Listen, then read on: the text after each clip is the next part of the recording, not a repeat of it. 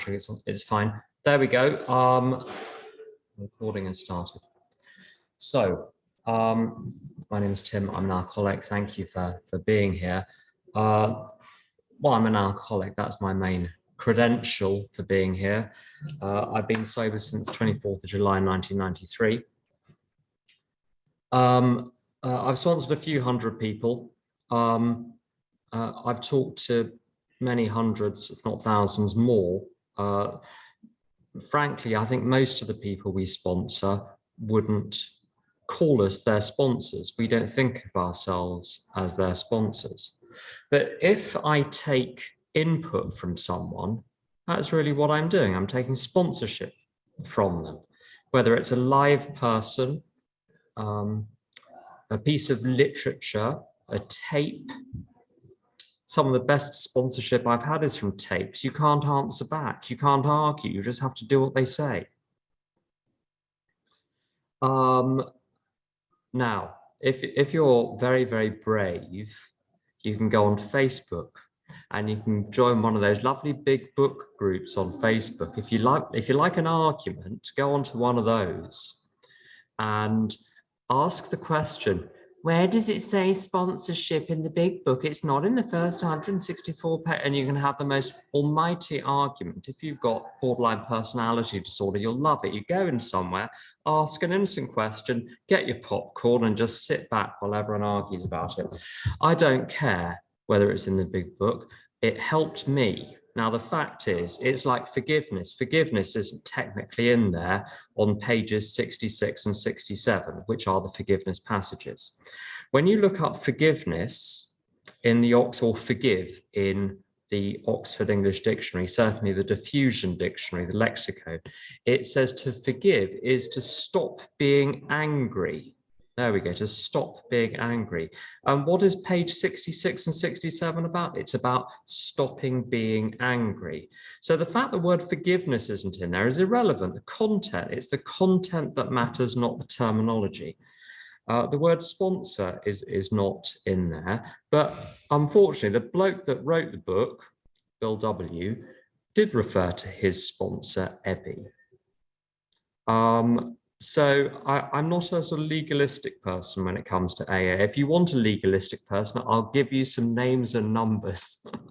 There are plenty of them around, and I'm not one of them. So I had sponsors right from the beginning. I've had lots of sponsors over the year. I've got a formal sponsor at the moment, and I've had him as my sponsor for 12 or 13 years. So what is the content of sponsorship? And this is talked about in the big book. So you look at chapter 7 and you've got someone that wants to join AA and follow the process that AA offers. And what is sponsorship for that person? It's presenting adequately what the AA program is. And if they want to go through with it, in other words, if they want to take the step 3 decision and take the subsequent actions, then you're willing to share with them your practical experience and guide them through it. That's the formal side of things. But oh dear, I'm going to get controversial already. Not a moment too soon, I know one or two of you will say. I was brought up in AA with lots of tapes. So Maureen used to send me a tape every week. She used to record it from one tape to another. She would get them and she would make copies for people, put them in little packages, take them to the post office and send them out to people. And I relied on these. This was before the internet and where you had your local meetings. You couldn't go to meetings around the world or access AA from anywhere else. So if your local meetings were rotten, but you had tapes, you were okay. You could hear a message from somewhere else, which is very important. And a number of the tapes I heard in the first year were from members of the Pacific Group in Los Angeles, Brentwood. and in particular, a speaker called Clancy, who talked about a very strong form of sponsorship, which is barking truth at your sponsee. And I have to say, I love all that. I'll tell you why. Over the years, I've had to make, oh, this is where I have to move, because the cleaner chap's coming in, so I need to leave him in peace as much as him me. When I was new in recovery, I couldn't find my arse with both hands. I had an incredibly difficult first 2 years.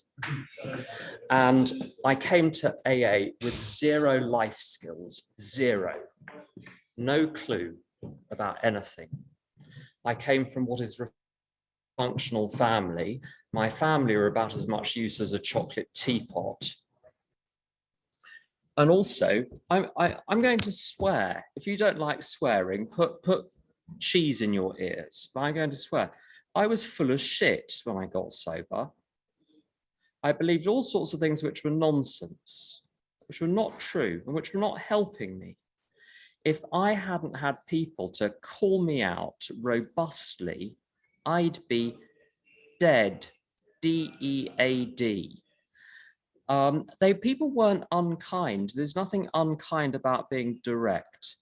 If ever you've had to go to accident and emergency, or the emergency room as it's called in America, they're perfectly nice, but they've got a job to do and they get on with the job. They get on with the job quickly. They're not unkind, but they don't sit there patting your damp little hand either.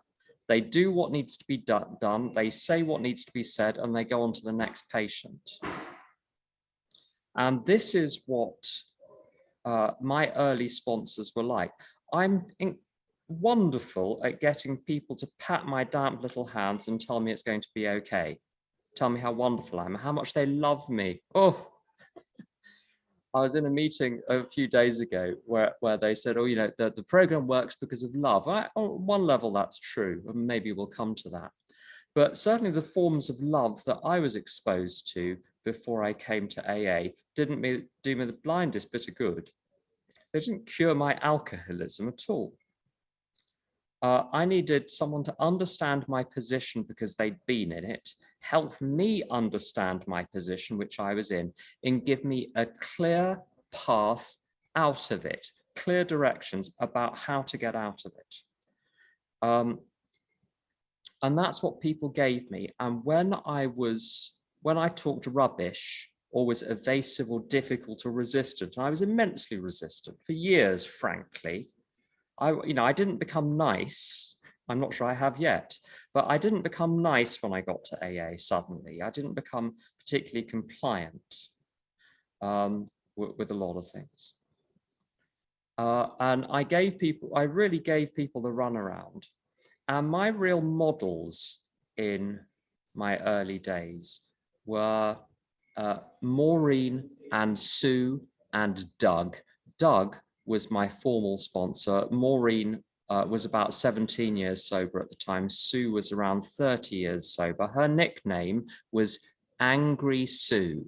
This gives you a little bit of insight into, now, I don't think she was angry. I think people experienced her as angry because she challenged them. I've got a friend who lives in Westchester County where the culture seems to be, if you don't like what someone says, you accuse them of yelling at you. And I think that's what happened with Sue. I remember phoning her up from a telephone box, if anyone remembers what one of those is. Explain that to the children, they'll need that explaining. Telephone box. And it was 10 to 11, and at the time the off licenses in London closed at 11. So I was going to have to make a pretty sharp decision about whether or not I was going to drink that night, because I was very thirsty. And I phoned Sue, and she picked up the phone at 10 to 11. 10 to 11, she picked up the phone, and I said, Sue, I want to drink. And she said, oh, do you? AA's for people who don't want to drink. Click. That was the end of the conversation. Now, I think quickly. Even then, I thought on my feet. And I realized I had to stop playing games. If I wanted a conversation with Sue, I had to stop playing games. It's funny how even in a I was very mentally ill when I got to AA, but the little calculator machine about how to manipulate situations, how to get my own way, was absolutely intact. And I thought to myself, I know what I'll say to Sue. I phoned her up again and I said, I don't want to drink, but I'm frightened I'm going to. And she said, now we're in business. And then we had a real conversation, moving around the office just to try and find the quietest spot. I remember a particular conversation with Maureen where I managed to get her on the phone on Saturday night. That was quite a coup.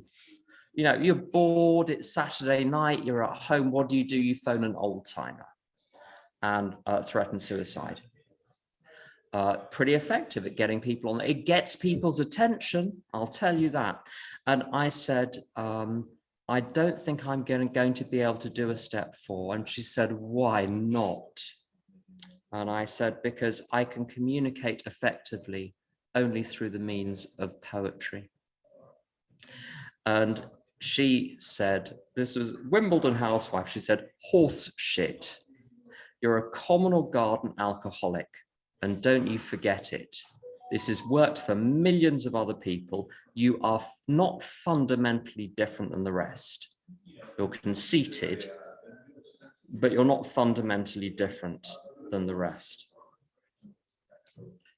Without that straight talking, I would be dead. I got into the most terrible pickle when I was around 15, 16 years sober, with what we refer to as an Al-Anon slip. An Al-Anon slip is where you get unhealthily entangled with the fate of another alcoholic or addict. And I got enmeshed in all sorts of unhelpful ways. And I found a kindly old timer to, as it were, help me sit with my feelings about this situation for about 3 months. And we talked and we emailed, and there was lots of compassion going back and forth. And eventually I told my sponsor, and my sponsor is fond of saying an honest man or an honest person, an honest alcoholic is one that eventually tells the truth. And I eventually came clean about my shenanigans. That's a technical term. My shenanigans with this alcoholic who was mid-relapse. And he gave me the most almighty slap about it, gave me very clear instructions about how to extract myself suitably and quickly from this dreadful situation. I followed it, and it was like someone pulling a thorn out of a festering sore. The healing started immediately. The healing was unpleasant, but it started at the point of the slap. And when he gave me the slap, metaphorical slap, when he gave me the slap, I felt that the sky turned black, because it upturned all of my beliefs about the situation and about a lot of other things as well. But I decided to trust him over myself.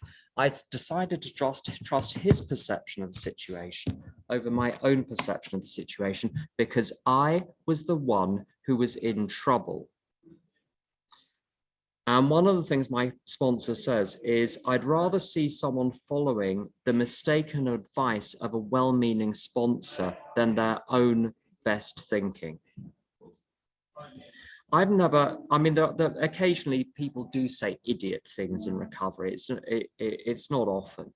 Occasionally there are damaging things which are said. I'm not going to say they never happen, but I tell you, of all the things I've ever had to make amends for, and there have been many, not one of them flowed from me following my sponsor's instructions. Every single thing I've ever had to make amends for, I came up with myself. I thought up with my own little noodle. I did not need any help to do that. So sponsorship is incredibly important because it's not just having a guide through the 12 steps.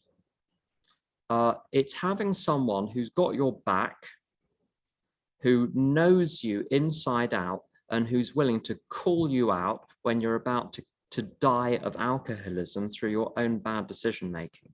Maureen said trying to talk to people in AA is like trying to talk to people who are skateboarding on the edge of a cliff with ear defenders on, so they can't hear a thing that you're saying. Incredible danger. If you're in recovery and you're not recovered, you're not in a recovered position. I'll tell you what the 7 death threats are.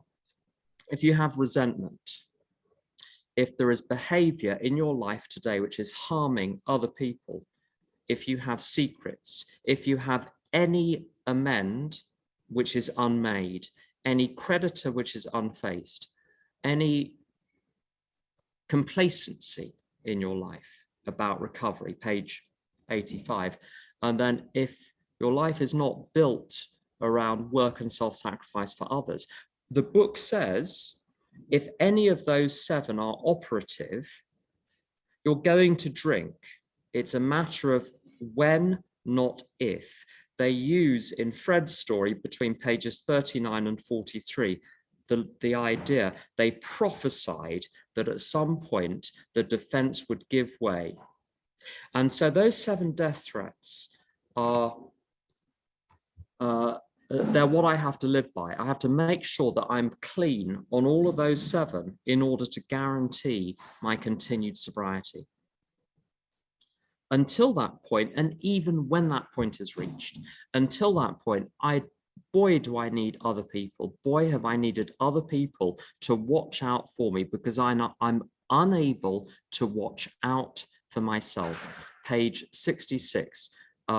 Resentment cuts me off from the sunlight of the spirit. And I tell you what, all of those other 6 will as well. It's not just resentment which cuts a person off from the sunlight of the spirit. It's one secret is enough to separate me from the rest of humanity. Alcoholism, I'll tell you, if you go to your home group, let's say, especially if it's a physical home group, which has been around for years or has been around for decades. There are lots in London where the group has been around for 10 years, 20 years, 30 years, 40 years. You go to that room and you ask yourself, how many, in my case, because I'm 29, coming up to 29 years sober, how many people in this room are over 29 years sober? Almost none. Yet the room was full of people 29 years ago. Where are they? Mostly dead. Some have moved outside London. That's certainly the case in central London. There's an attrition rate because people leave and go and live in the country. Some people live in other countries. That's fine. But by God, have a lot of the people I've known who I knew in one particular home group in 1993, over the years, one by one, they slipped, most didn't come back. The ones who have stayed, the ones I know from 1993 who are still sober, they're not necessarily clever, they're not necessarily accomplished, they're not necessarily nice. What they are is devoted to AA. What they are is absolutely unswerving adherence to the 12 steps of Alcoholics Anonymous. Anything less than that, good luck.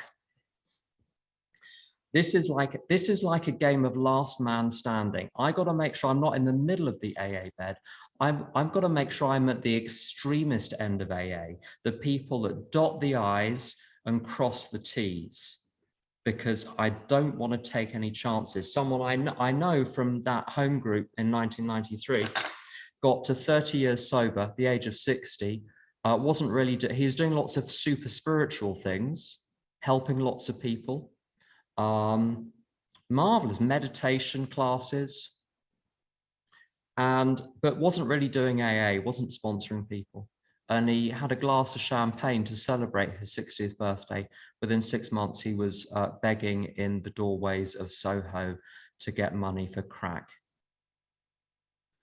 This isn't a game. And my friend Devinder says, continuous sobriety doesn't keep you sober. The fact a person has been continuously sober for a period does not guarantee they will remain sober. This is why I'm foolish enough to still have a sponsor at 29 years. And I talk to him on a regular basis and I tell him what is going on. And if I've got a problem, I figure out the best solution I can based on the knowledge I have. And I take the problem and the solution that I figured out to him and say, have I missed anything? Have I got anything wrong? And when he suggests something, I do it on the same basis that I said earlier.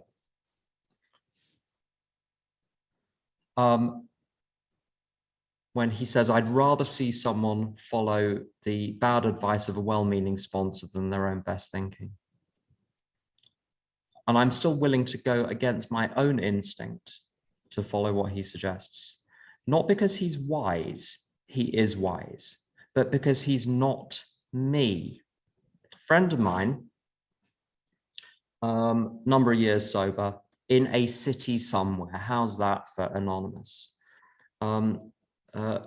Rather balks at this idea of referring to others for decision-making after many years, because does the big book not say we come to rely on our thinking, blah, blah, blah. And one of his lines is very interesting because it bothered me at the time. And then I realized afterwards why. He said, who knows me better than I do? Yeah, a couple of you winced at that. I might know a few things about myself, but my friends know better what the back of my head looks like than I do. I don't know what I look like from behind, not really. If you want to ask what I'm really like, ask my other half. Ask the people I live with. Ask the people I work with. Ask my students. Ask my colleagues. You will get keen insights which somehow my keen mind has missed. So this works because I'm embedded in a network with a sponsor and with other people. I do a quarterly review, which covers my whole life, 360 degrees, looking for all possible character defects. I list out the corrective measures and the sane and sound ideal, and I run it through with a number of people. And all of those people are effectively sponsoring me. I have one named sponsor, but I'm willing to follow the guidance of the group conscience. And its famous last words, hasn't done me any harm. I've got a great life and I'm sober. What more do you want? Now, the actual nuts and bolts of this, why do I sponsor? Last page of Dr. Bob's Nightmare explains it.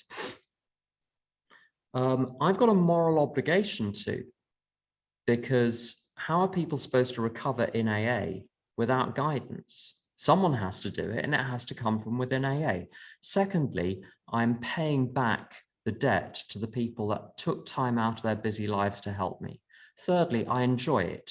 If you're not enjoying sponsoring other people, you're not doing it right. You need to learn how to do it right from people who are enjoying it. It's huge fun. It's challenging, but it's huge fun. And also, it's insurance against a slip. I think there's a fifth reason. He was 4 years sober when he wrote that. I think if he was, longer, he might have added a fifth. I don't know. He might have added a fifth one. The steps get you only, the first 11 steps get you only so far. It's the 12th step that's taught me 95% of what I've needed to learn about myself and my relationships with other people and how to operate in the world. It's sponsorship. Service is great, stacking the proverbial chairs and emptying the proverbial ashtrays, great. Intergroup, area, district, region, all of those things, great. Being a GSR, great. But it's not as high octane. It's not the good stuff. Like, the good stuff is sponsoring. How much time should a person spend sponsoring? Enough that it hurts. I certainly don't work as many hours in my professional life as I would if I didn't have any sponsees. Well, there you go. Something has to give. It's simply how the cookie has crumbled with me. Other people do it differently.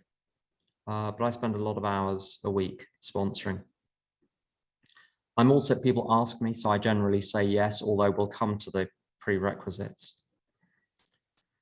But it boils down to this. If I'm saying to God in the morning, direct my thinking, show me what to do today, and then the phone keeps ringing, help, help, you know, I mean, you're not going to get an engraved invitation from God to say, you know, do this, do that. But people ask, crazy people being comfortable enough to talk to you is actually a pretty good sign.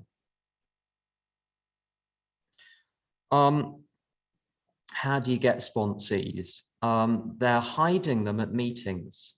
All of your potential sponsees are being carefully hidden by AA in the meetings. So you have to go to the meetings and you have to let people see who you are by sharing honestly and openly, not luridly, but honestly and openly about the problem, your understanding of the problem and the solution. And if they like what you have, they'll ask you.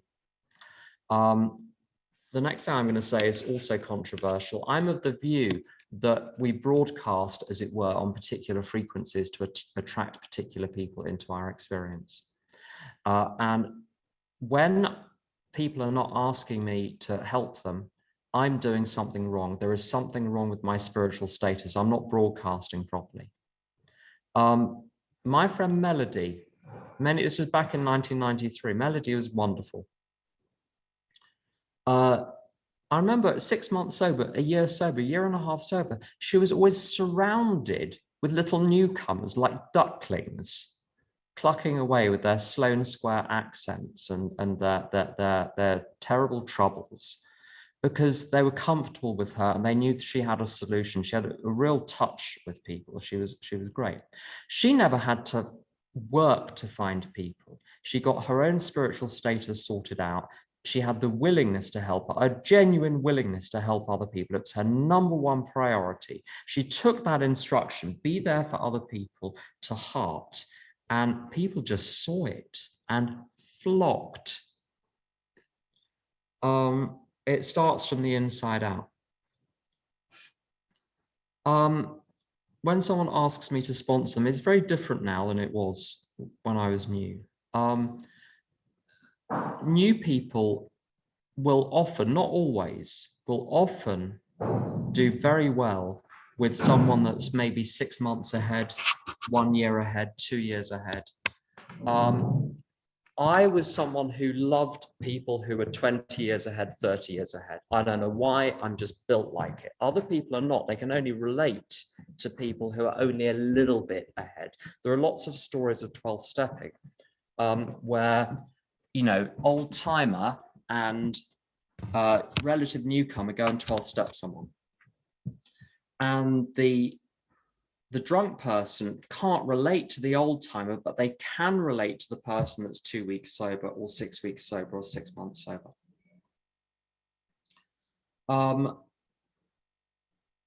Today, I tend to redirect new people to someone local, although there are exceptions. And one of the difficulties about talking about sponsorship is it's not a cookie cutter exercise. It's a very, very personal matter. With each person, it's different. With each person that comes to you, it's different. There are lots of repeating patterns, but no one is quite like anyone else. What I do establish, though, is I establish that the person is indeed an alcoholic. If it's other fellowships, because I go to more than one fellowship, most people come with a kind of portfolio of addictions these days. It's all very professional. You know, they've got their little list, you know, alcohol and food and sexual anorexia, apparently a thing. All of these things that people have got. I don't worry too much about the list because we'll get to that. I make sure there is enough in common that they're going to identify with my experience and I'll be able to get through to them. The reason this is so important, again, end of Dr. Bob's story. he says the reason he clicked with Bill W. is not because he knew stuff as though he'd read it in a book. It's because there are lived experiences. And it was the fact that he instinctively understood that Bill knew what he was talking about. And this is key to step 2. I believed AA would work for me because I could see it worked for you, and I was like you. If I'm not like you, how do I know it's going to work for me? So there's got to be a main addiction in common. I always give people a list of icebreaker questions. You want to find out as much as possible about the person before you agree to say yes. Particularly, now if they're completely new, it's actually pretty straightforward. If they've been around for a while, the reason they're asking you is because it didn't work out with the previous sponsor. And I want to know why. What went wrong? Because whatever went wrong with them will go wrong with you unless it's found out and fixed. I used to jump from sponsor to sponsor because I didn't like what one of them said, so I went and got someone else. And what sponsors have gradually do over time, they figure out what your white whale is. Now, that's an image from the book Moby Dick, which I haven't read, I would add, but it's in the culture, this notion of your sort of nemesis, the Ahab, I think he's called in the book, has got this nemesis, he's a whaler, this nemesis is this great white whale, it's his great enemy. And I think we have white whales, which are our psychological blocks, which we're holding on to as our identities. And sponsors will eventually find out where they are and start playing battleships and cruisers and dropping little bombs in the vicinity of the white whale. And when someone got too close, I stuck my middle finger up and went to the next person. I was in a job I hated when I was 2 years sober. And I said to my sponsor, I can't do this anymore. I hate it. It's horrible. And he said, go and get a new job. Go and do something else. I don't know what I want to do, and I've got to pay my bills, so I have to stay in this job. He said, the universe will provide. And I was so enraged, I put the phone down. I'd never spoke to him again. He was right. It took me another 15 years to discover that was the case. When I was in a job at around 8 years sober, 9 years sober, full of stress, high stakes, awful. And I said to Chris, I said, I need to be in a job which is very challenging and very exciting and interesting because I get bored easily. I need a challenge. And he said, there are greater challenges in life than work. And I was so enraged, I put the phone down and I didn't speak to him for 2 years. So if someone comes to you and they've had one sponsor before, you want to find out what happened. If they've had 4 sponsors before, you really want to ask very carefully. If they say things like, I just want to make sure you're safe because the last 7 sponsors I had weren't safe, back away slowly. If they think they've seen something special in you which understands them the way no one else does, you are the last person that should be talking to them.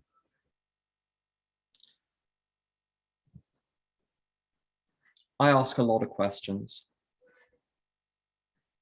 I ask about medication, not because I'm a doctor, I'm not. But if they're out of their good on something, you want to know. If they're on antipsychotics, you might want to know so that when they phone up psychotic, you can ask them questions like, are you taking your medication? Have you talked to your psychiatrist in the last 6 months?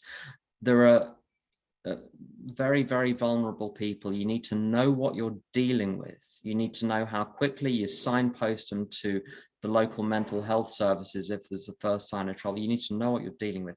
You need to know what addictions they've got, which they're concealing. Most people are concealing some little behavior pattern that they're using to avoid actually facing themselves. Try and get them to reveal that, what it is at the beginning. Give them a list. Get them to tick off which things they're up to. All of this is useful information. You can't help someone if you don't know what's going on.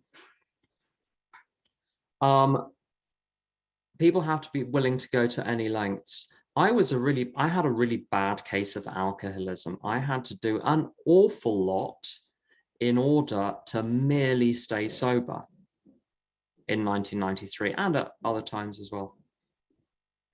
Also mentally ill when I got into recovery. Sorry about the noise, it'll stop in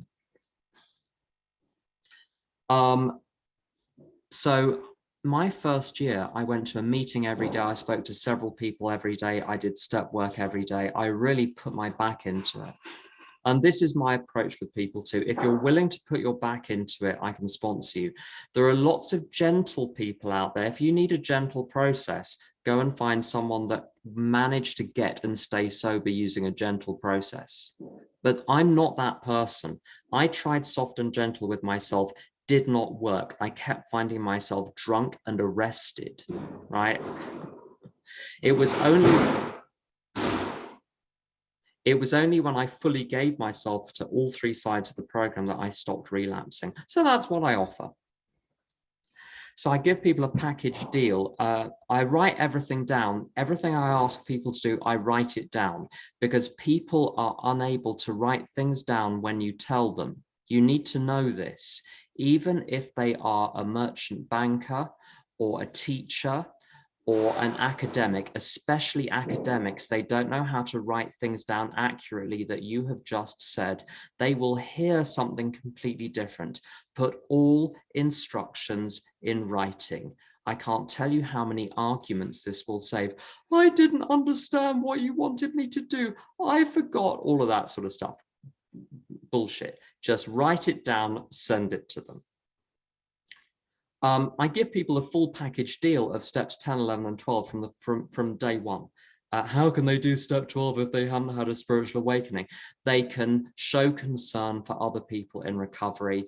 Let's say they're a week sober, they can help people who are 1 day sober because they've got really recent relevant experience of being 1 day sober, right? To give people a daily program. I know there are people that wait until they've done step 9 before they even start steps 10, 11, and 12. If I, at 28 and whatever, however many months sober, 28 years, 11 months sober, if I need to ask God for direction in the morning in order not to royally fuck up the day, then I think they're going to need that too. So I wouldn't be fine if I didn't ask my higher power and get direction, but they're going to be fine. That makes no sense. Now, obviously, you don't want them communing with, whatever spirits there are on the astral plane. It needs to be really practical. God, what do you want me to do today? Take your daily plan, run it past a grown-up. Do your review at the end of the day, run it past 2 grown-ups. If you get confused or distracted during the day, call a grown-up. It's great to have a higher power. It's even better to have some friends and some common sense. If you're new, you probably don't have any common sense, so you better have some good friends. And pray as well. So I give people a package deal, which basically takes them from first thing in the morning till last thing at night. So there is no excuse. But as soon as your eyes crack open in the morning, God, please direct my thinking. Last thing at night is spiritual reading until you fall asleep. If you read enough spiritual reading, eventually you'll fall asleep because it's so boring. Everything in between is catered for by the plan for the day. And so when the slip happens, because they're going to slip, a few don't, but most people are going to have a slip at some point. You can say, at which point did you deviate from the plan for the day? This is why we need plans for the day. If it's left to, oh, well, I shall just decide what to do by seeing how I feel in the moment, disaster. My first sponsor, Doug, said the biggest disaster for an alcoholic is unstructured free time. So don't allow yourself any until your marbles have been restored on completion of step 9. You don't get all of your marbles back, you just get enough to play with for the time being. But until then, you need to be shackled into the system. But that sounds dictatorial. If you have a better idea for staying sober in the first year, have at it. If you find something that works better than that, great. I haven't. So there we go. And also, as Clancy says, I'm just getting swearier and swearier. All the spots, so there's no such thing as a dictator sponsor, because all the sponsee has to say is, well, fuck you then. And the dictatorship is over. That's the end of it. And then you can go and get, you know, Soppy Susie or Soppy Sally to sponsor you instead. No offense to any actual Susies or Sallys. I'm sure you're strong AAs. But you know what I mean? If people want a different approach, there are so many people. There are so many ways of doing it. Go and try. If you don't want this, go and try something else. So I give people a really strong system. I've tried lots of things over the years. So what I do now is what I find works best with the largest number of people. So what else apart from the daily program? A shed load of meetings.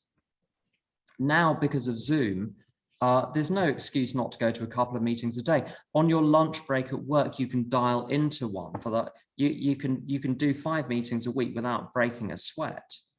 And that's aside from all the face-to-face meetings. There's absolutely no excuse anymore not to be embedded in lots and lots of meetings.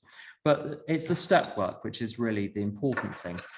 So I've got all the instructions written down. I send people one instruction at a time. They complete the instruction and they call me. They call me as soon as the instruction is completed. If they haven't completed it by the next morning, they report in on what they have done by then. So I find the daily check-in. I get people to check in by 10 a.m. daily. If they're in a different time zone, it might be 6 p.m. I've got currently a couple of people in the 6 p.m. time zone, and the rest are in the 10 a.m. time zone.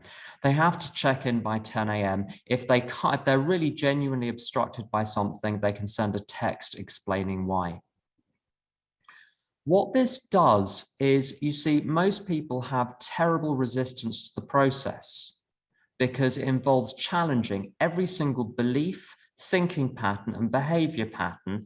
And all of those constitute, as far as the person is concerned, their identity. So if they let go of that, they're letting go of who they are. So huge resistance. If you're talking to them daily, you have a chance of catching it before they spin off into the stratosphere and start calling you drunk at 3 o'clock in the morning.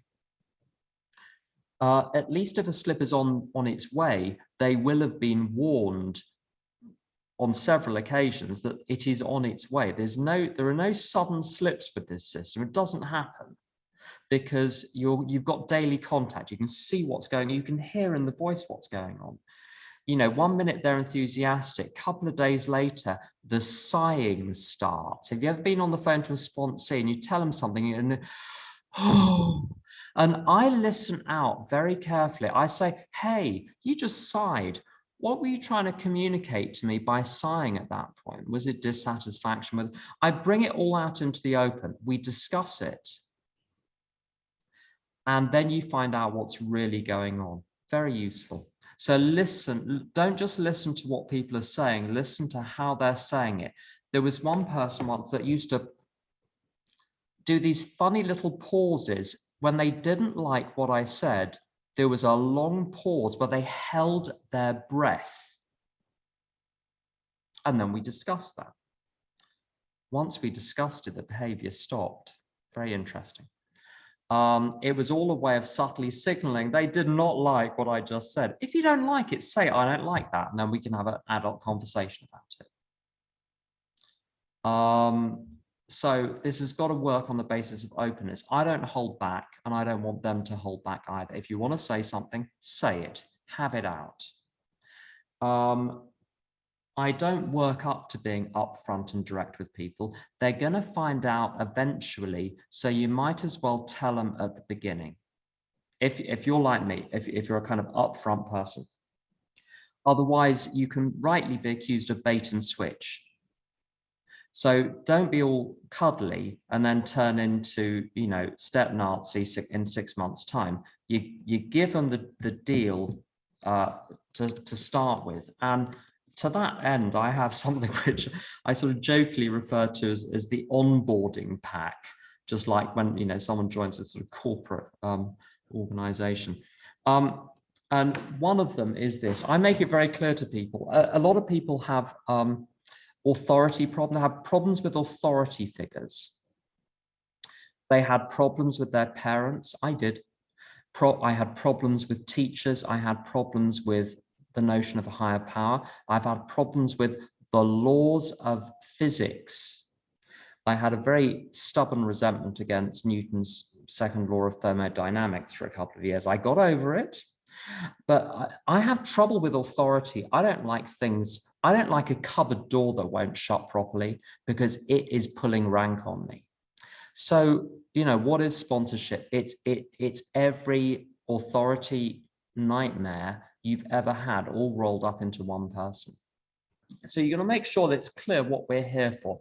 We're not here for a historical reenactment of the relationship with your parents. We're here to get business done. We're here to go through the steps and show, I'm going to show you how I apply the steps to practical situations. If you have a practical situation, I'll tell you how I've applied the steps, the traditions, and the concepts to that situation. What you do with the advice is up to you, but this is what I would do.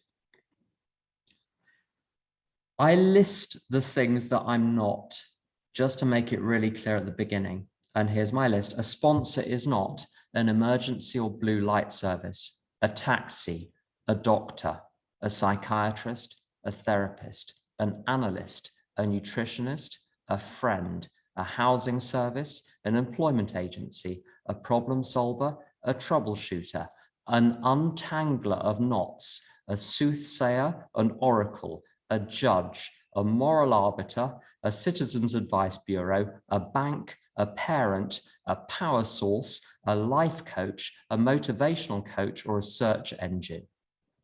We're here to transact business. I'm going to be as friendly as my temperament permits. But we're not. I remember phoning, I love this particular story. Poor old Brian, he doesn't come out of this story very well, but I don't think he minds.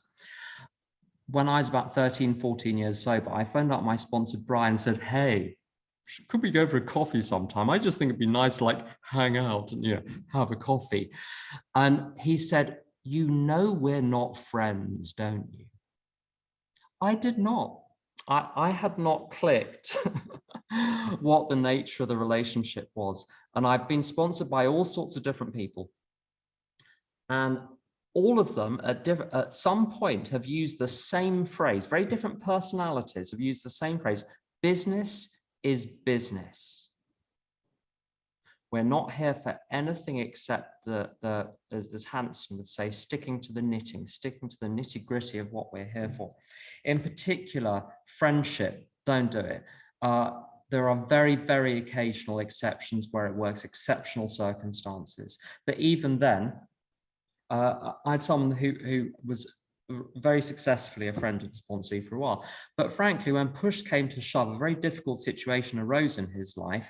I immediately kicked him upstairs to be sponsored by my own sponsor, which he was very happy with, and things have worked out very well. At the slightest sign of trouble, they need to be kicked out of the friendship or kicked out of the sponsorship. Sometimes they need you more as a friend more than they need you as a sponsor. Sometimes the friendship is very important. So friendship is not a bad thing. Sometimes you might be the only person that they can be friends with right now, but they could be sponsored by any Tom, Dick, or Harry. So sponsorship doesn't always pull rank. You line up the two options, pick one. What else do we cover in the onboarding process? I let people know right at the beginning that they are going to experience resistance. So when it comes up, they're not blindsided by it. And what I alert people to is how human beings react to being challenged. And it's usually one of the following responses. Now, if you're a sponsor, listen out for this, because these are signs of resistance on the part of the sponsee: attack, defense, deflection, denial, excuse, explanation, evasion, and justification. When you hear people saying things like, I just really want to make clear, I need you to know that, I just want to say, all these, they're subtle, but what they mean is, I don't like what you just said. You need to adjust your attitude, oh sponsor of mine, and you're going to use my material to do it. I listen very carefully. You can hit the timbre of the voice. The little yes, but machine is one that you get. Yes, but, yes, but, yes, but. And I respond to, if I hear the word but, I say what Jim W says, which is, if ifs and buts were candies and nuts, we'd all have a Merry Christmas. And I keep saying that until the word but disappears. I watch out for the 4 R's: reaction, resistance, rejection, and reproach. If I encounter reaction, resistance, rejection, reproach, I press the pause button and say, hey, I'm observing, which one of those it is. I'm observing some resistance here. I'm observing that what I've heard is that you just rejected what I've said. Let's come back tomorrow. If you want to come back and carry on discussing this, come back with a different attitude. If not, that's fine. I wish you well. See you around. But I'm not going to proceed. I'm not going to fight you. If it's really bad, there are exercises I can give people. Sometimes, you know what, a lot of people are really good at admitting that they're being resistant when it's called out in a just an ordinary business-like matter-of-fact way. Hey, a bit of resistance going on here, matey. I've got little worksheets I give people on how to work through resistance, how to work through unwillingness, how the ego will make you push back against things in ways that you don't even notice are operative. And often that works very, very well. People do get past the resistance, but what they'll often need to do is work through that with their little friends in AA. Do not work through the resistance with the person that you're resisting. It doesn't work. And I know, because I've tried it. I occasionally make mistakes and try it again. It's never worked. You get them to work through it with someone else, make up their mind. I'll tell you the reason why. It's just a guess, but I think it's correct. When I'm more enthusiastic about their recovery than they are, we have a real problem. Because now part of them wants to get well, part of them doesn't. If you take the side of the part that wants to get well, you're now part of their internal conflict. And imagine a boxing ring, blue corner, red corner. If you take the blue corner of wanting to get well, and they notice that, they will automatically side with their ego, with the part of them that doesn't want to get well, in trying to convince them you're pushing them further into the arms of their ego. If you withdraw from the battle, the conflict necessarily remains inside them. And then they have to pick a side, and then they're much more likely to pick the side of their own best interests. It's very interesting. That's why I withdraw. Sometimes I do a timeout of 24 hours, 48 hours, 1 week, or 2 weeks. I do this when people don't call in. It's because there's basically a fundamental willingness problem. Now, people will always come to you with 10,000 excuses as to why that they couldn't.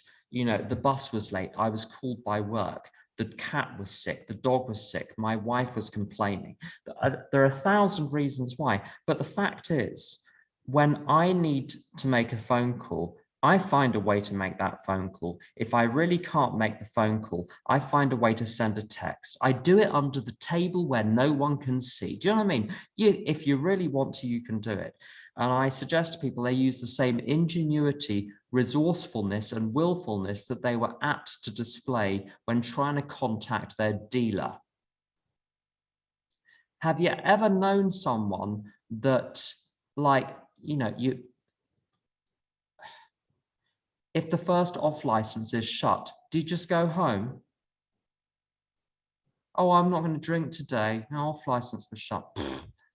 When they call and don't leave a message, whatever your system is, I have the system call, text for call back if you don't get through.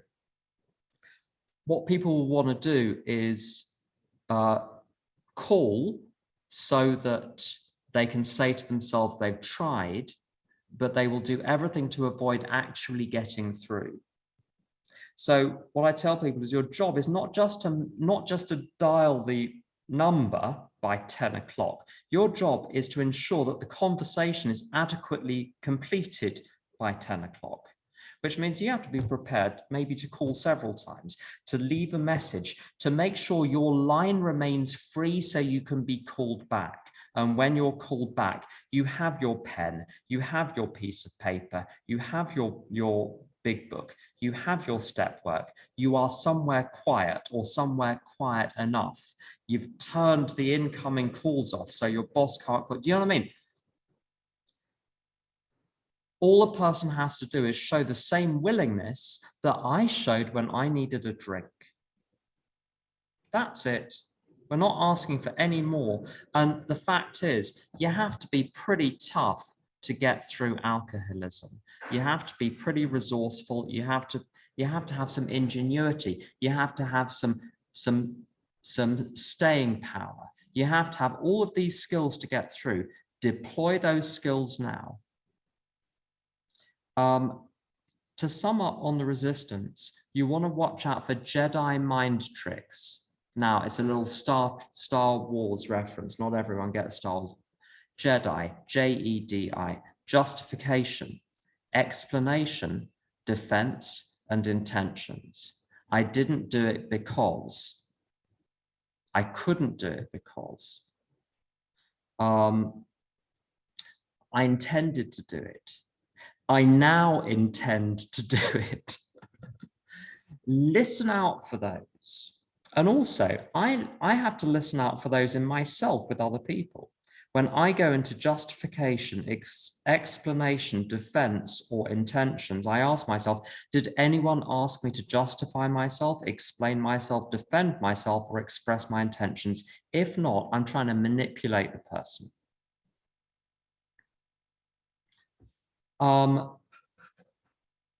Almost without exception, my sponsees, the people I've tried to sponsor over the years, are even the most resistant ones, are less resistant and less rude and less generally awful than I was in my first 10, 15 years. This is how I'm able to sponsor people, is because I've been that bad and way worse. What else do we need to know? Let me just have a look at my notes. Problem solving. One of the things that people will do, people are broken in different ways. One way in which people are commonly broken is they do everything themselves and they call their sponsor once a year and that's it. Other people, the slightest thing happens, they pick up the situation, they carry it to their phone, they launch the situation down the phone line. Now it's yours to solve.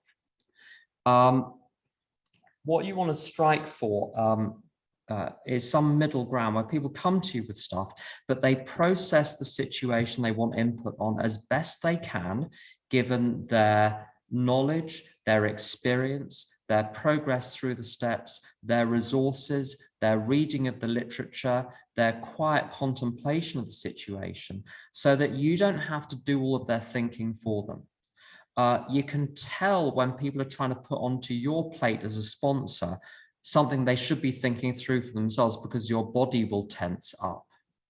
because you feel that you're taking it. At some point, you know you're being taken advantage of. Now, people aren't taking advantage of you to be mean. It's just they're badly trained, as I was. So what I've had to learn to do with people is to give them the tools to work through situations themselves. And then my job as a sponsor is to listen to the best they can come up with of the analysis of the situation, how to apply the program to it, and then I can take them further and spot gaps. If I had to do all the preliminary processing, I'd spend my whole life on the phone. I can't do that. And also, it doesn't do them any good. People need to grow the F up. And one last thing before we go on to questions and answers. The AA program starts on page 63 of the big book. Everything up to then is chit chat about steps 1, 2, and the preparation for step 3. The business of the program starts on page 63. Within 6 pages, so 6 pages into the program, it's given you a full and adequate answer to all resentment, all emotional upset, fear, your own bad behavior, and problems. It gives you a problem-solving matrix on page 69. You take the sex inventory questions and the solution of the sane and sound ideal and how to grow towards it, and you apply it to the problems. Can't tell you how many people I've come across who are 10, 15, 20, 25, 30 years sober that say things like, I'm full of resentment, I'm full of fear, I've been through the steps many times. I'm like, no, you haven't. You may have done some mechanics, but if you're not aware and are not on a daily basis practicing the entry-level solutions in the first 6 pages of the program, I don't know what you've been doing, but it hasn't been the program. There's a collective failure to, in my opinion, a collective failure to grow up and dignifying of resentment and fear as kind of natural, inevitable states that alcoholics have to kind of somehow learn to manage and live in. I don't believe that anymore. My attitude with fear, my sponsor explained this to me. You may need to, I don't know if you'll want to write this down, it may be helpful. He explained very carefully, fuck fear. You've got God on your side now. And if you've got a resentment, go to the top of page 67.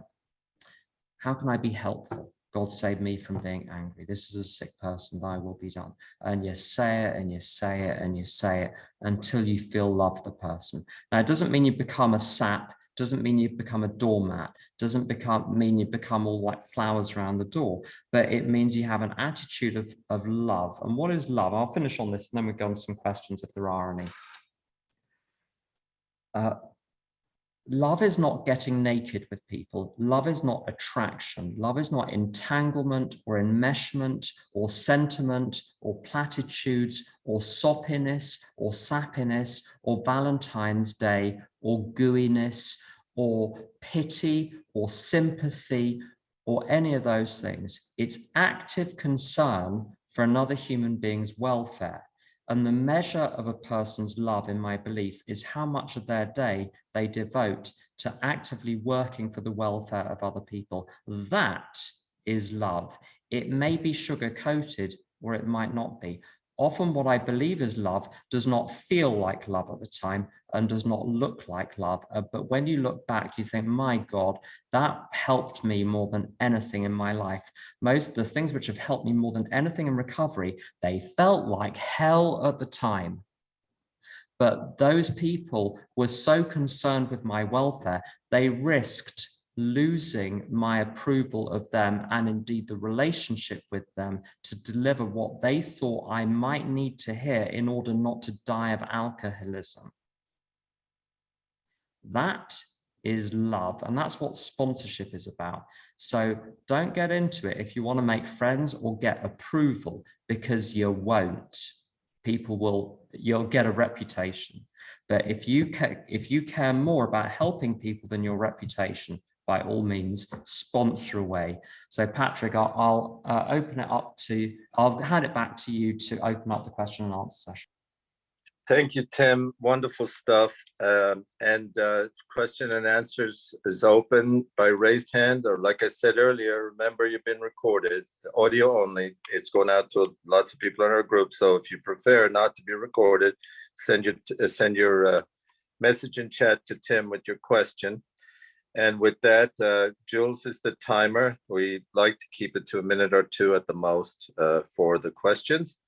And over raised hand, raised virtual hand, or, you know, if you don't know how to do that, do something like this, or we'll try and figure it all out. But I think most of you know how to do it. Thank you. Back to you, Tim. And you'll call on people, right? Absolutely, yeah. Okay, so I'm gonna whip through these answers as quickly as possible in order to get through as many questions as possible. And if we run out of questions, we can go home and have our tea.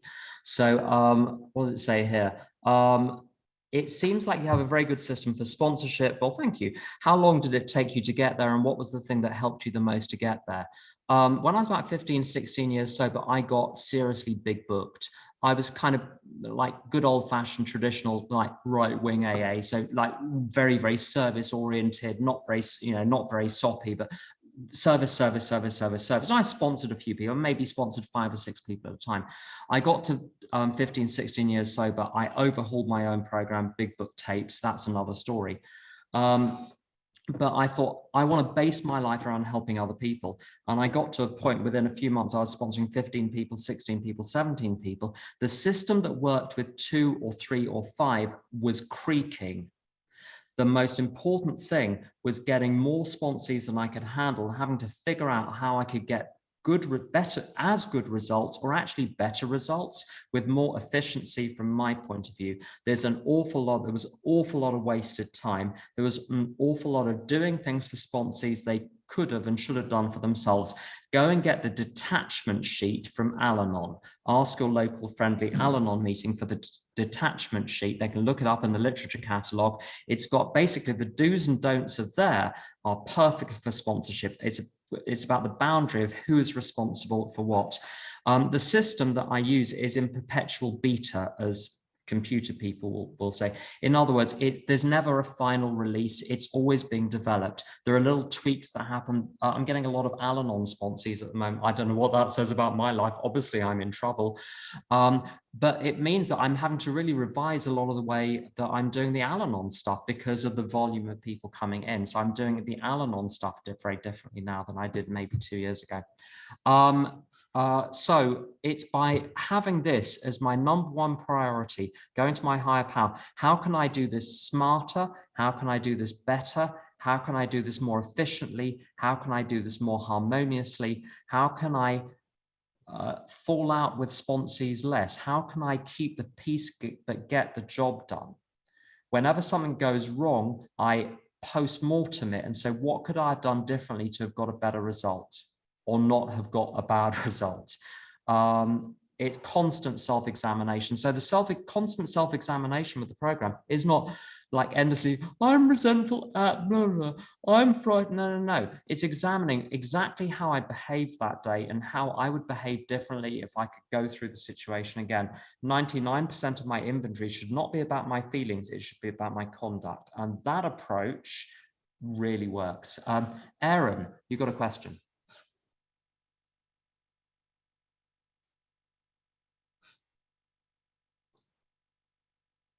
Thank you. Quick question.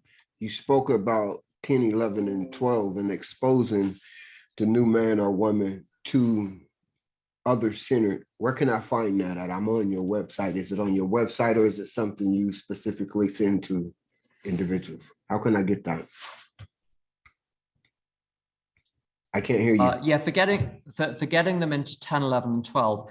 I mean, basically, I get people to do pages 84 to 88 of the big book, and it's flesh. I send them a note with some basic instructions about how to do that. But if they just basically do 84 to 88 and gather around them people who are newer and share their current experience, you're just as far ahead. You don't even need to make it. You just give them those 4 pages of the book and give them the names and numbers of people who are willing who can be step buddies, who can talk through that stuff on a daily basis. So they've got a little gang of people around them to help them. They're not 100% dependent on you. You should never have sponsees dependent on you. It takes a village. You need to get people in a network of people who are doing the program at least in a similar way, so they're getting input from lots of different angles, right? You might be directing on how to go through the steps, but they're getting input from people, especially people who are just a little bit further ahead.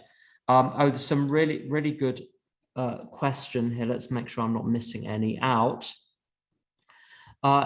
Came in late. Is this sponsorship style for Al-Anon as well as AA? Yes, although the urgency is different. With Al-Anon, the one big difference, it is urgent to get through the steps, but my experience of the Al-Anon program is that it's like 50% steps and 50% those daily reading books, applying those on a daily basis to the stuff that comes up and learning Al-Anon situation by situation by situation, by like endless case studies. I push alcoholics, but I don't push Al-Anons. My experience is there's a lot more complexity with the Al-Anons. The alcoholics were drunk for 5 years, 10 years, 20 years, 30 years. You're basically dealing with a completely unreconstructed 14-year-old most of the time. They're messy, but they're pretty straightforward. The Al-Anons have been conscious 24 hours a day for 10, 20, 30 years, being fucked around by alcoholics. The complexity there is unbelievable.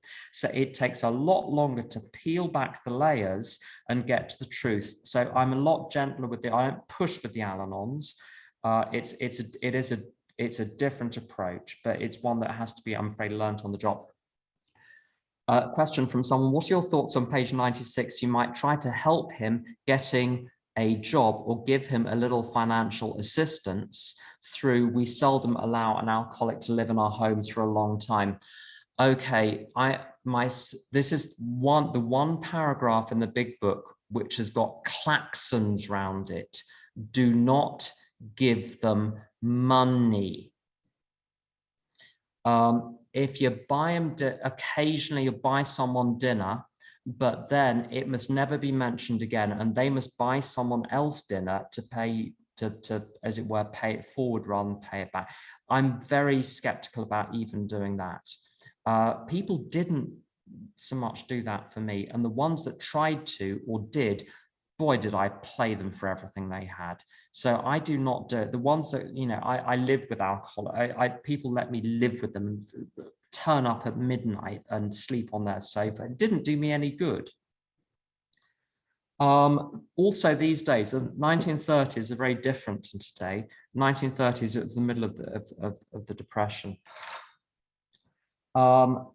There are public agencies today which did not exist in the 1930s, which are specially designed to help people in serious trouble. So what I do today is I help people access those agencies. No one gave me money. What people did do, they gave me the names and addresses of job agencies where if you turned up at 6 o'clock in the morning and were at the front of the queue, they would give you work for that day. Then you would have the money that you're asking for. So I help people access the help that is there from the legitimate sources. I do not become the source of the help under any circumstances. I'm going to tell a terrible trade secret, and this is gonna this is taped as well. So here we go. My other half doesn't like AA members being in our home because he doesn't like the energy they bring. I don't even have people around to my house. If we meet out, we go for walks. Walks are great because all of the toxic stuff gets taken away on the wind. So no, I don't have them live with me. When I've seen people do that, it's almost always a disaster. Yeah, I'm just seeing if there are any other questions. Nothing else in the chat that I can see. Debbie, what's your question? Hi, thank you for that. Okay, mental health. Get people coming saying I've got a range of diagnosed things. I have so far been quite tender with that, but I wonder if actually I'm doing any favors. Yeah, so this is a thorny question. Yeah, I'm very aware of this situation. Yeah. Okay. So the situation is very difficult. The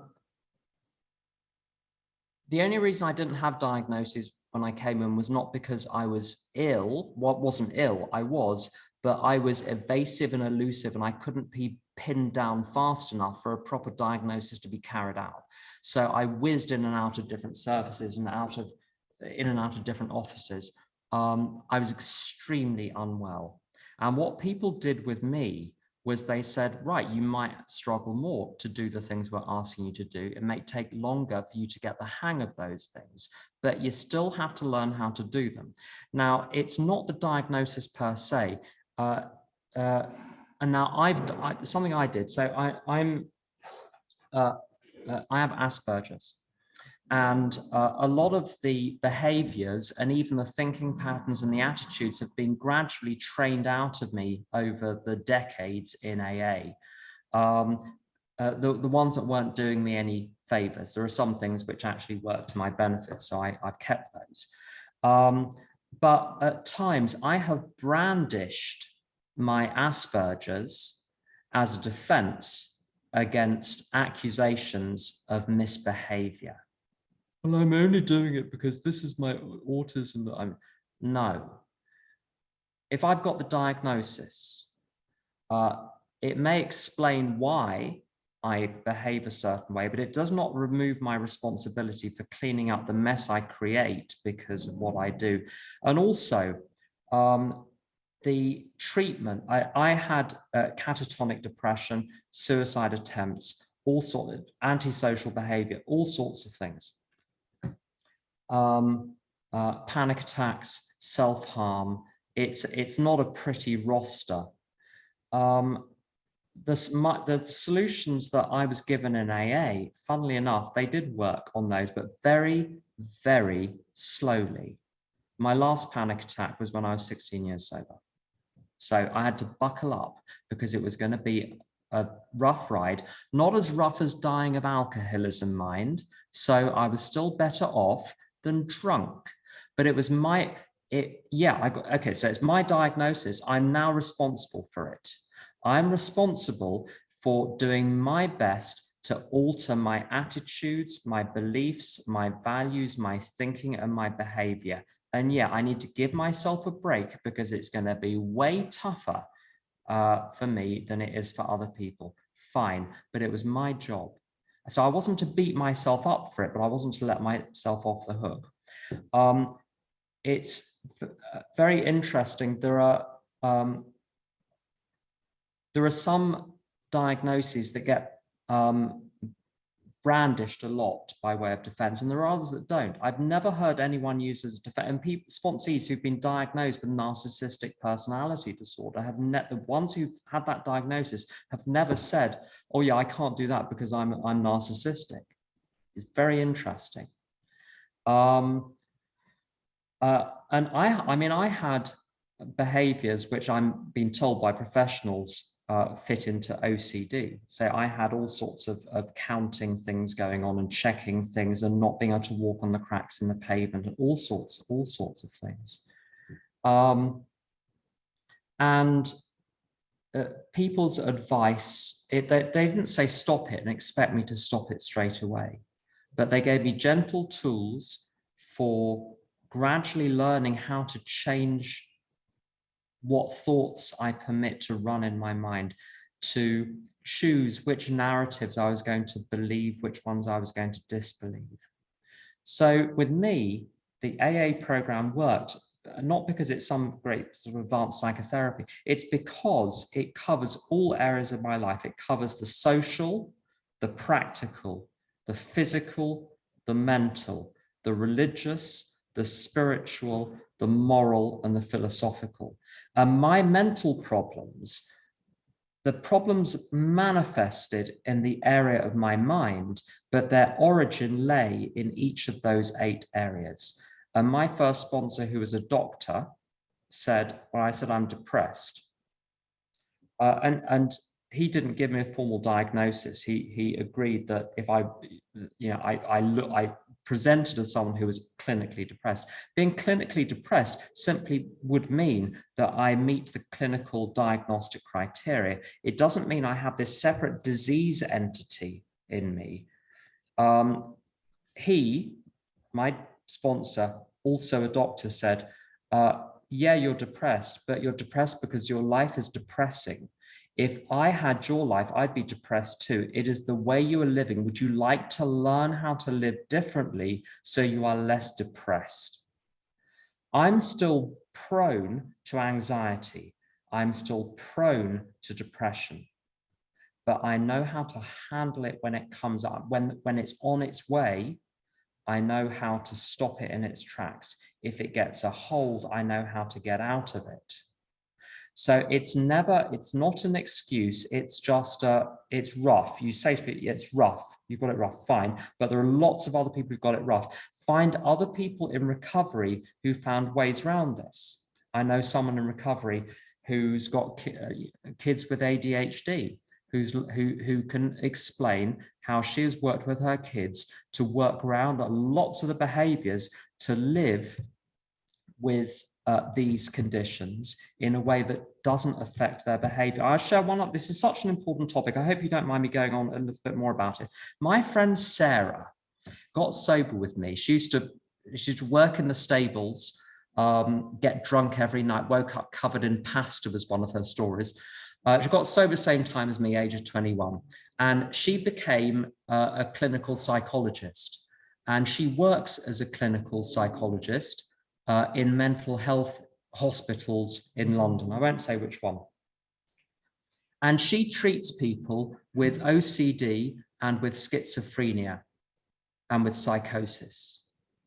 And she's successfully treated many patients with these conditions such that their symptoms were still there, but reduced to subclinical levels. So they weren't at a level that they were impairing their experience of life. And I've talked to a lot about this, and I said, what do you do? Because people are amazed at how quickly there are people. She's had patients who had OCD for 40 years. There was one who was actually, he's in the literature as patient N, whatever. And he came to her, and within 6 weeks, his OCD was down to subclinical levels. And I said, where do you get your material? What do you do with them? She said about 40% of it is AA stuff she learned in AA. 60% of it is other things she's learned during the course of her work. So what I get from that is my mental health issues are not death sentences. They're not prisons that I have to languish in the rest of my life. They may be predispositions. They may have flare-ups. I may have a rough time, but there are ways of living with these and having the symptoms reduced to a level, in my case, is not about other people. It's my case, where I was okay. One last thing, if there's the slightest sign of the risk to themselves or others, you make sure that they've got their doctor informed, their psychiatrist informed, that they've got the numbers of the mental health services and their next of kin in their pocket. So if they're found doing whatever in the street, this happened. I've actually seen this happen. The first aid people can look in their pocket, call the family when they're unable to communicate because they're having an episode. You help people with really practical things so they get all of the help that they need. People will need a lot of outside help for some of these things, but it's not a defense against the program. That's the big message. Ian, would you like to come in? Thank you, Tim. I thank you for everything that you've spoken about tonight. I came in, I rolled in a little bit late. I hope I didn't miss this. I don't think you talked about this, but I just wondered about your experience of the instruction on 95. It talks about if he is sincerely interested and wants to see you again, ask him to read this book in the interval, like reading from the preface to A Vision from You and asking them to, how they felt and thought and drank, as the instructions go. What your experience of that is. Yeah, as a prospective sponsor, you know what I mean, before you absolutely go into work. So I never used to do that. I do that now with everyone. Read the book up to the end of actually Dr. Bob's Nightmare I give them. And if they're willing to do that, they're usually willing to do the steps. 3 out of 4 don't finish the book.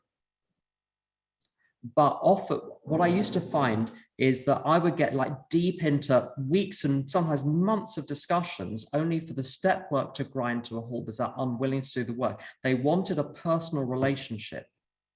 They wanted basically some of your power, some of your connection to the higher power, which they're siphoning off themselves. If people can demonstrate that they're able to do the work, and if they can't, some people can't read.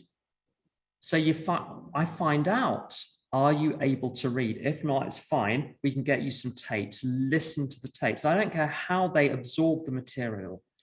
I don't care how long they take to do it. One person took 6 weeks to read up to Dr. Bob's Nightmare for a whole host of reasons. Fine, he got there and now we're working the steps. He's doing amazing work. But it's a wonderful exercise.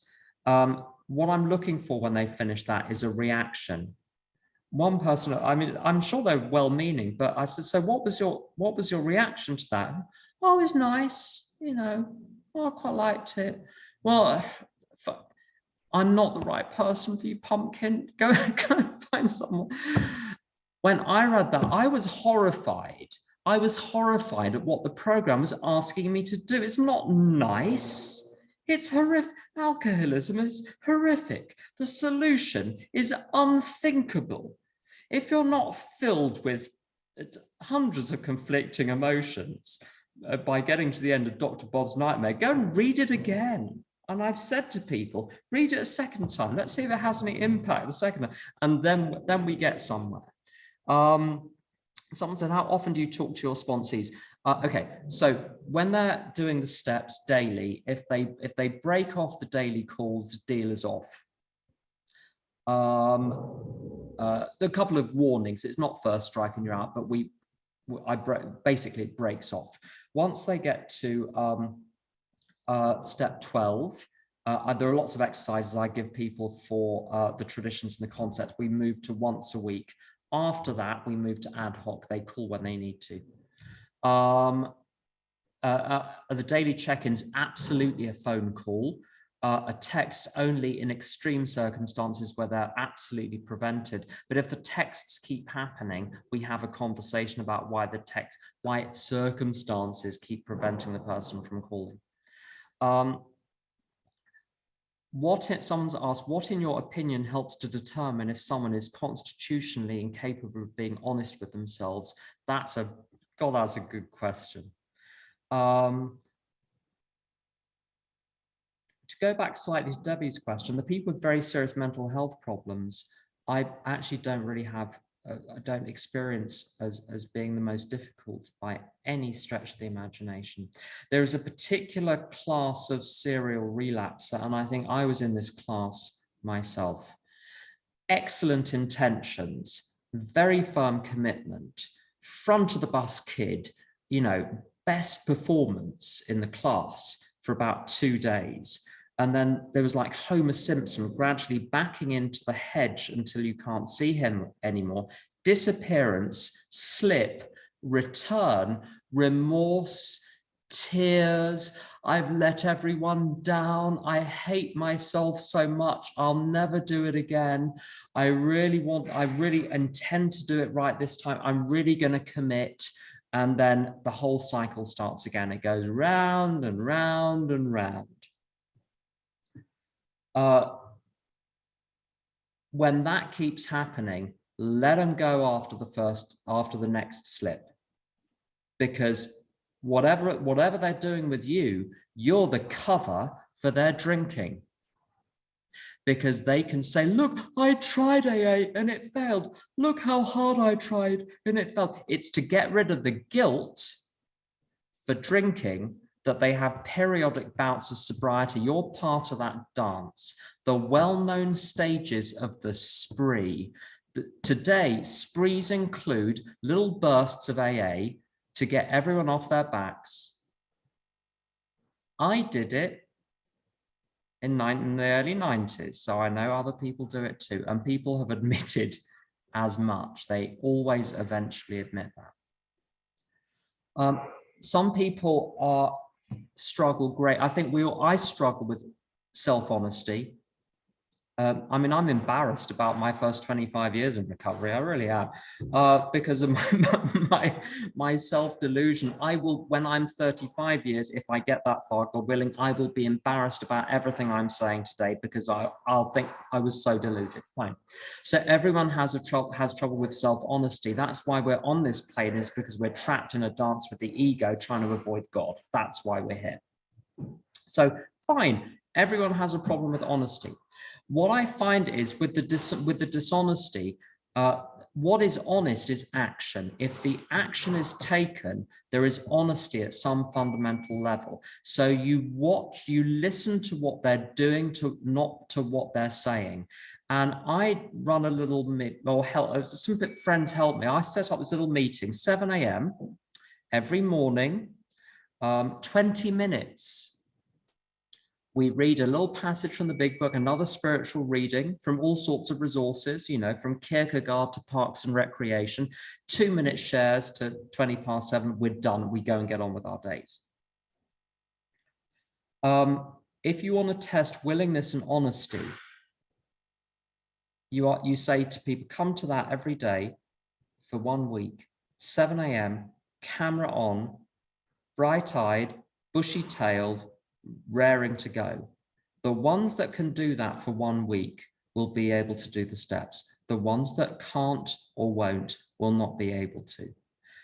If there's the slightest doubt about willingness, honesty, straightforwardness, sincerity, I set them that simple little exercise, and it never fails. It never fails, because resistance will always come out in being unable or unwilling to attend that meeting.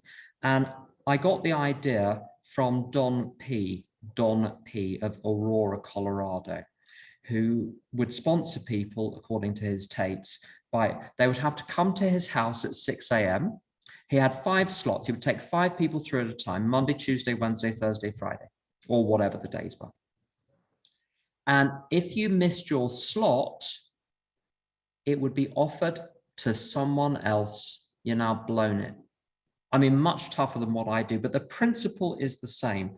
The 7 a.m. thing is brilliant because almost no one has to be at work at 7 a.m. Often people have to be at work at 8, but fine. If they have to be at work at 8 a.m., you know, they can, oh, I have to travel. Oh, well, what you can do, you can get the train so that you arrive at your destination at 7 a.m. so you can come off the train, sit in a cafe, sit in a park, dial into the meeting. There is always a way around it. If someone is willing, they will find a way, and it's only 20 minutes. You can even dial in while you're giving breakfast to the kids. Simple as anything. The 10 o'clock call, simple as anything. Call between 7:45 and 10. It's a broad enough window to allow anyone a chance. I'm going to share something a friend gave me. Central Intelligence Agency. On the CIA, yes, the CIA website, there's a notice which says, the title is Lack of Responsiveness. Throughout this process, we expect quick responses and for you to keep your appointments with us as best you can. If there is anything happening in your life that might interfere with your responsiveness, we recommend waiting to apply until you are ready. So I say to you, look, if these things are genuinely getting in the way, if your wife, your husband is not letting you do what is being suggested, go and sort that out first. How you sort that out is up to you. But this isn't working. Go and sort out what your priorities are and then come back. And that works. And sometimes people come back and they've sorted it out. But I do not battle on. You can't push treacle up a hill. And I can't be more enthusiastic about people's recovery than they are. So I've gone over time. I think that's it for questions. So I think, Patrick, over to you. Thanks, Tim. Wonderful stuff. I'm looking up the CIA document so I can get my application right. But anyway, it's online, by the way. I just checked. That's it for tonight. So Tim will be back with us next Tuesday, same time, same Zoom. And Tim will let me know what to put on the flyer as the title. And I'll distribute that to the group. This recording